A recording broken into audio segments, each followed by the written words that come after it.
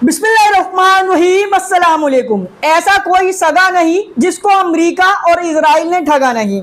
ये बहुत ही फेमस कहावत है जो खास तौर पर अमेरिका के ऊपर ही बनाई गई है, जो इस बार सऊदी अरेबिया के ऊपर मोए मोए कर रही है। जैसा कि आप तमाम हजरात को ये जानकारी पहले से ही है कि अपने रिसेंट विजिट पर जब आए थे डोनाल्ड ट्रंप सऊदी अरेबिया में, तो सिर्फ अकेले सऊदी अरेबिया से करीबन $1 ट्रिलियन का इन्वेस्टमेंट या मैं कहूं वसूली कर सऊदी अरेबिया से गए थे, जिसमें $142 बिलियन सऊदी अरेबिया ने अमेरिका को सिर्फ इसलिए दिए थे ताकि सऊदी के डिफेंस को अमेरिका और ज़्यादा मजबूत कर दे, जिसमें सऊदी की आर्मी को एडवांस लेवल के इक्विपमेंट्स दिए जाएंगे, एडवांस तरीके के मिसाइल डिफेंस सिस्टम्स, मिसाइल भी दी जाएंगी। इसके अलावा फिर टैंक्स और भी कई सारे इक्विपमेंट, जिसमें सबसे इम्पोर्टेंट था अमेरिका का F-35 फाइटर जेट, जो अमेरिका आसानी से किसी को देता नहीं है। आपको एग्जांपल दे के चलूँ, थोड़ी सी बात को यहाँ रोक कर,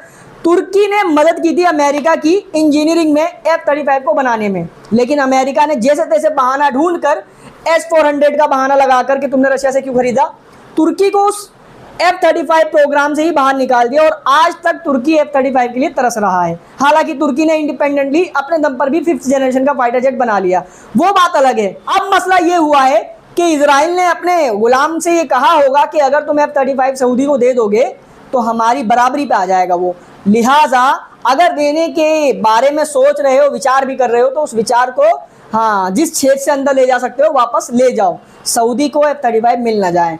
और इसीलिए अमेरिका ने सऊदी को देने वाले हथियारों में अब विचार करना शुरू कर दिया है कि क्या दें क्या ना दें, और F-35 तो कम से कम बिल्कुल नहीं मिलने वाले। अब सऊदी अरेबिया के साथ ये जो मोए मोए हुआ है, उससे ये बात जाहिर हुई है कि तुर्की के साथ जो सीन किया था अमेरिका ने रशिया के नाम पर, वो दरअसल में रशिया के नाम पर नहीं बल्कि इजराइल को प्रोटेक्ट करने के लिए था। मामला दरअसल में ऐसा है कि सऊदी अरेबिया ने जो इन्वेस्टमेंट किया था उससे हो सकता था, डील तो लिखित तौर पर नहीं था कि क्या क्या चीज़ मिलने वाली है 142 बिलियन के बदले में, लेकिन उम्मीद थी सऊदी अरेबिया को कि अमेरिका अपने F-35 फाइटर जेट भी सऊदी को देगा ताकि सऊदी भी रीजन के अंदर थोड़ा ताकतवर हो जाए।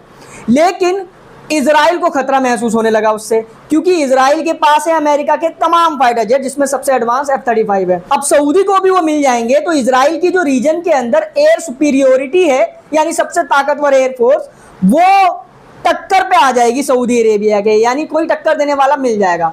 हालांकि सऊदी की ये जो आले सऊद हैं जो सरकार में बैठे हुए हैं, ये तो इनके खलेरे भाई हैं, इनसे इजराइल को क्या खतरा। लेकिन यहाँ पर इजराइल की असली मक्कारी सामने निकल कर आती है कि वो चाहता है कि इजराइल की टक्कर देने वाला कोई कॉम्पिटिटर भी रीजन के अंदर ना हो, चाहे वो दोस्त हो या दुश्मन ईरान। भाई ईरान का समझ में आता है, ईरान दुश्मन है, वो तो मारेगा ही, लड़ना ही पड़ेगा, लेकिन किसी दोस्त के पास अगर कोई ताकत आ जाती है तो उससे तुम्हें क्या खतरा महसूस हो रहा है भाई, उससे तो तुम्हें प्रोटेक्ट ही किया जाएगा ना कहीं पर। सऊदी अरेबिया के पास अभी जो मिसाइल डिफेंस सिस्टम वगैरह हैं, उससे सऊदी अरेबिया यमन से आने वाली तमाम मिसाइलों को कहीं ना कहीं रोकता है। कई बार रिपोर्ट्स आई हैं सऊदी ने मिसाइलें रोकी हैं जो इजराइल जा रही थी। वहीं अमेरिकन प्रेसिडेंट डोनाल्ड ट्रंप ने एक बार फिर से अपने घटियापन का सबूत देते हुए रशिया के प्रेसिडेंट व्लादिमीर पुतिन को क्रेजी कहते हुए ये कहा है कि वो लगातार यूक्रेन के अंदर बहुत सारे लोगों को मार रहा है। पता नहीं पुतिन को क्या हो गया है, ये क्रेजी हो गए हैं क्या। वीडियो आपकी स्क्रीन के ऊपर। Yeah, I'll give you an update. I'm not happy with what Putin's doing. He's killing a lot of people, and I don't know what the hell happened to Putin. I've known him a long time, always gotten along with him, but he's sending rockets into cities and killing people, and I don't like it at all, okay? We're in the middle of talking, and he's shooting rockets into Kiev and other cities. I don't like it at all. Putin is sending rockets in Ukraine and killing lots of people, and I don't like it. But I like what I do in Gaza.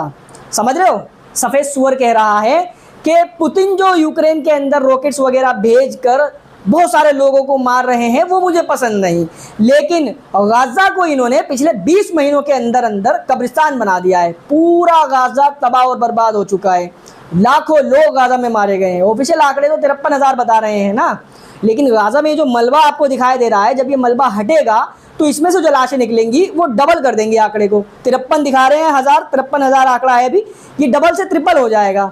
लेकिन वहाँ पर ये इस पर नहीं बोलेंगे कि I don't like it, क्योंकि कर तो खुद ही रहे हैं ना। बॉम्ब्स कौन भेज रहा है? हजारों टन के बॉम्ब जो छोटे छोटे बच्चों के सिरों पर गिराए जा रहे हैं, कौन भेज रहा है? इन सफेद सूअरों का शुरू से ही यही रिवाज रहा है, बस आज इन्होंने कोट वोट पहन लिया है तो ये अपने आप को ह्यूमैनिटी के चैंपियन समझ रहे हैं। वहीं इसी इंटरव्यू के दौरान डोनाल्ड ट्रंप ने यह भी कहा कि ईरान के साथ हमारी जो न्यूक्लियर डील की बातचीत है वो अच्छी खासी जा रही है।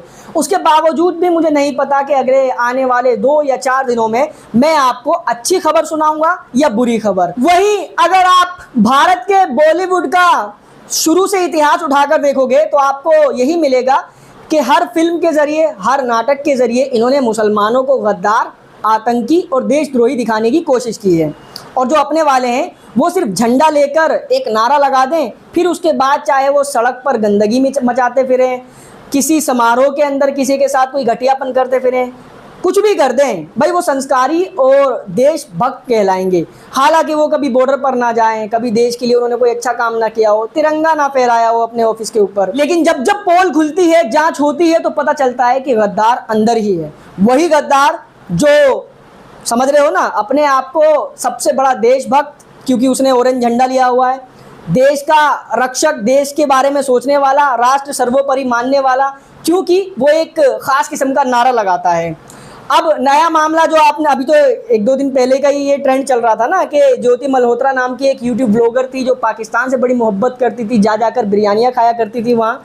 नहीं, मैं पीएम की बात नहीं कर रहा हूँ, वो तो मेल है ना, मैं फीमेल की बात कर रहा हूँ। पीएम तो एक ही बार गए थे, वो कई बार जा चुकी है। पाकिस्तान के कई ऑफिशियल से वो मुलाकात करती थी, भारत में भी पाकिस्तान में भी। अरे नवाज शरीफ की फैमिली से अच्छा खासा उसका तालमेल था, तो उसको धर दबोचा गया देशद्रोह के आरोप में। अब भारत की एक ऑफिशियल सिक्योरिटी फोर्सेस CRPF का असिस्टेंट सब इंस्पेक्टर, जिसका नाम है मोती राम, ये आस्तीन का सांप भारत की तमाम सेंसिटिव जानकारियां पाकिस्तान की खुफिया एजेंसी को सप्लाई कर रहा था चंद कोड़ियों के लिए। कौन है ये? क्या नाम है इसका? ये social media, main stream media और जो बड़ा समाज है देशभक्तों का, उन तमाम के मुंह से, उनके टेलीविजन से, उनके कैमरों से, उनकी रिपोर्ट से, हर जगह से गायब है। कोई जिक्र नहीं कर रहा, कोई गुस्सा नहीं, कोई आउटरीच नहीं, कोई नारे नहीं लगा रहा कि देश के गद्दार को, इस सुअर को दबा दो कहीं पर, कुछ नहीं बोलेगा, क्योंकि गद्दार जो है वो अंदर ही है ना। वो डायलॉग सुना होगा आपने उसका, जानवर का, लो आप स्क्रीन पर सुन लो। दुश्मन सिर्फ बॉर्डर के उस पार नहीं होता, घर के अंदर भी होता है। घुन दीमक बन के जीता है। तुम किसे बचा रहे हो? हाँ? इसे कौन जानते हो क्या? निशानियां, आइडेंटिटीज जो पैदा होते ही लग जाती है इनके अंदर।